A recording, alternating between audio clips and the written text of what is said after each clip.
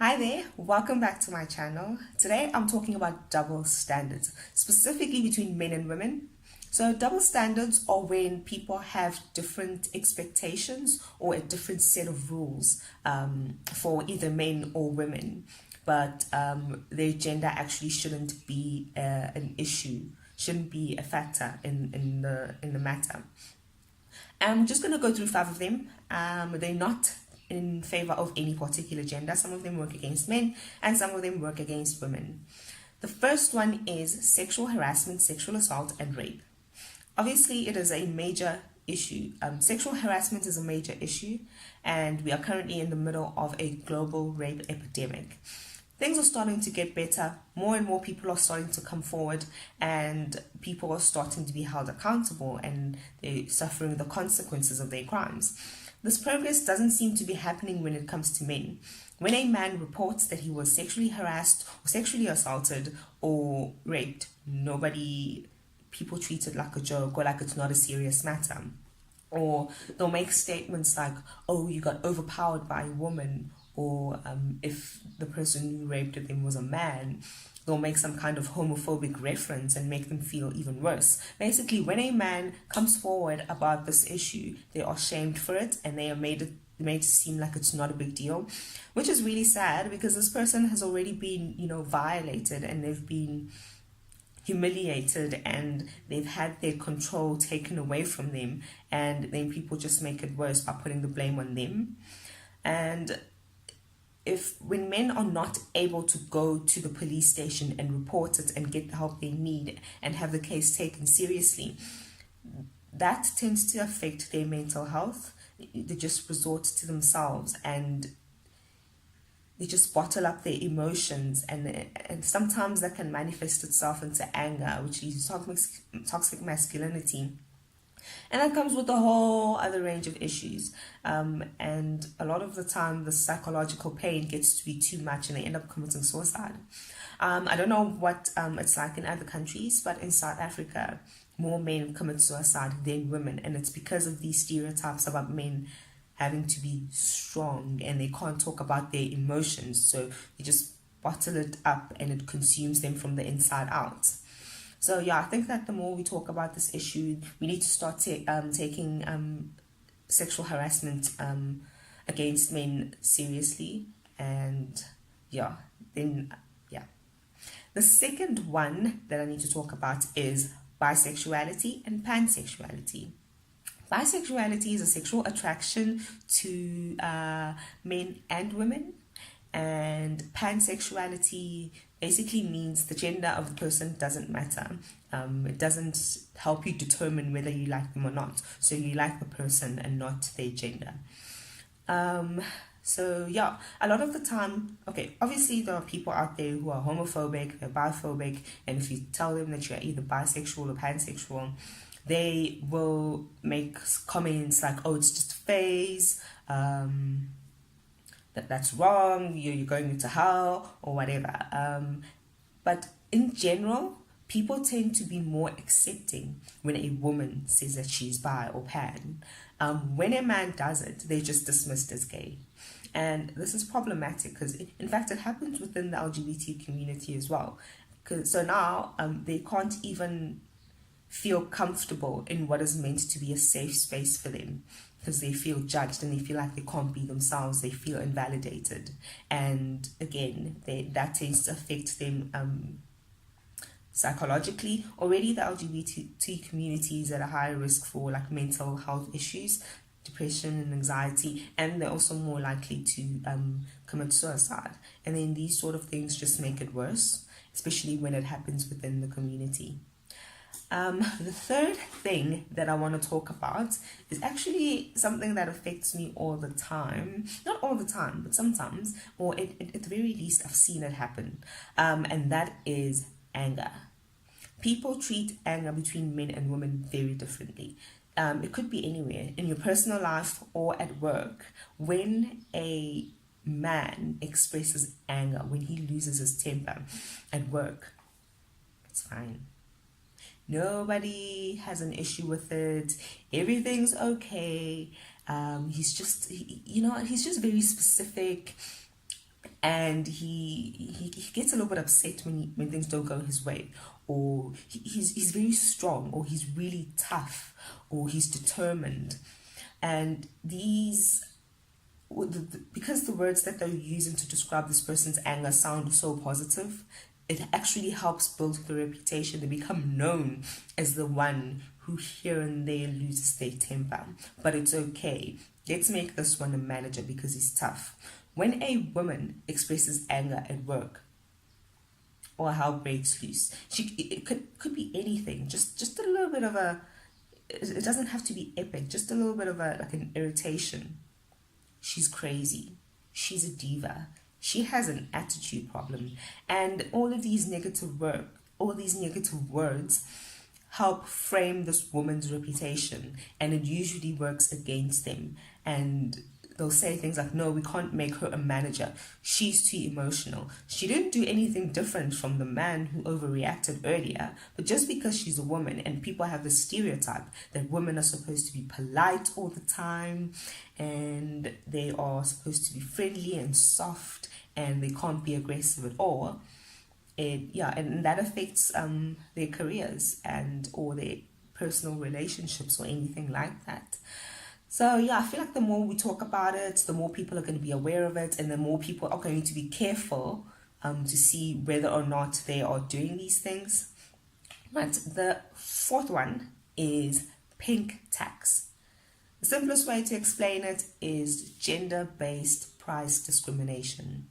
Men and women across the globe pay more for the same products as men.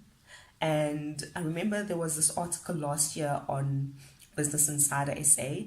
I can't remember who the author was of this article. I think his name was James. I'm probably going to put it down in the description, or I'm going to put it somewhere on the screen. And they found that in South Africa, women pay 25 Rand more for a shaving blade. And the only difference is that it's pink or it's purple.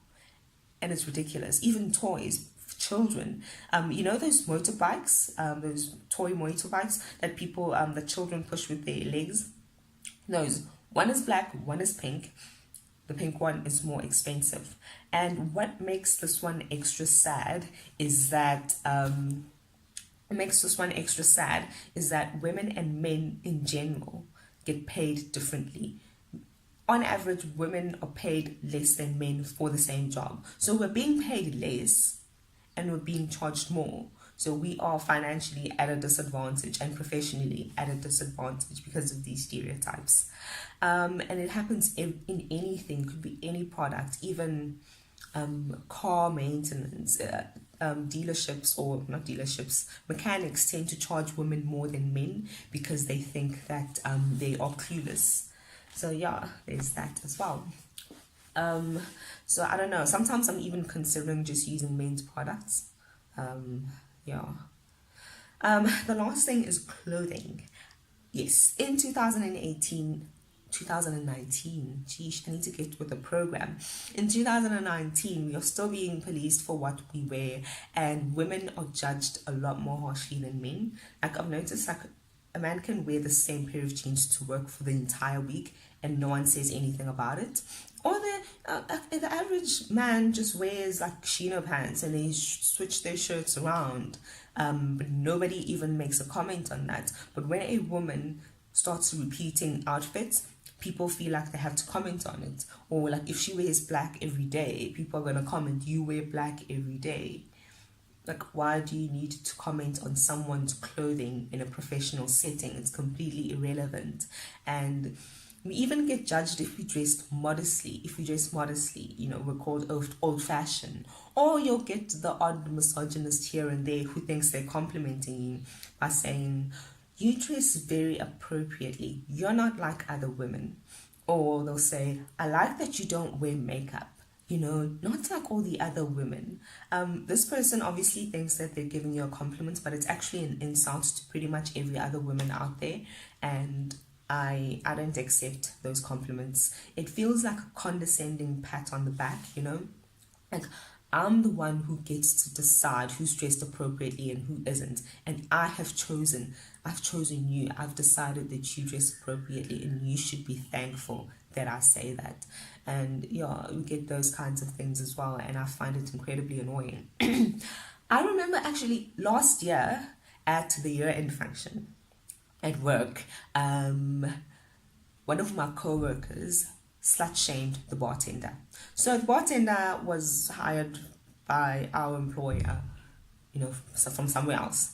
And they don't have to abide by our dress codes, for starters. Secondly, I think her outfit was appropriate for the theme. It was a summer festival theme. And a lot of other people were wearing shorts. Fair enough, they weren't as short as hers, but they were shorts. They were short shorts. And so she walks past, the bartender walks past, and my coworker goes, "Did you see her shorts? She's just very inappropriate. She's dressed inappropriately." And I was annoyed. She was being very judgmental. And I said, I don't see anything wrong with her outfit. She doesn't have to abide by our dress codes. If her employer is okay with what she's wearing, then who are we to say anything? And then it gets worse, because she goes on to say that if a man were to grab her, he would get blamed. And I said, well, yes, the person who inappropriately grabs another person without their consent is the one that has to be blamed. And she didn't understand that. She didn't want to listen to anything I had to say. She basically went on about, that whole argument about, when women dress inappropriately, or if they dress provocatively, if they show a little bit of skin, they're tempting men, because poor little creatures have no self-control. She basically used that argument. At that point, I just left her. Like, I didn't want to argue with her. We were at work after all, and yeah, I don't really associate with her anymore, except on a professional level, and that's about as far as it goes. So, and this is the same person who thinks that an engineer working shirtless in the hangar is okay.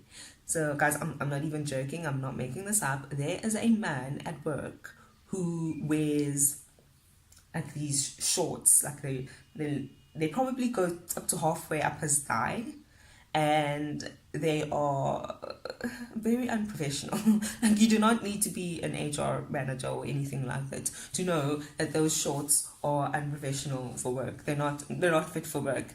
And then on top of that, he unbuttons his shirt and he shows his chest hair, and he works on aircraft looking like that, and nobody thinks it's an issue. In fact, this very same woman who was shaming this other woman for wearing shorts thinks it's hilarious. They joke about it. It's perfectly fine.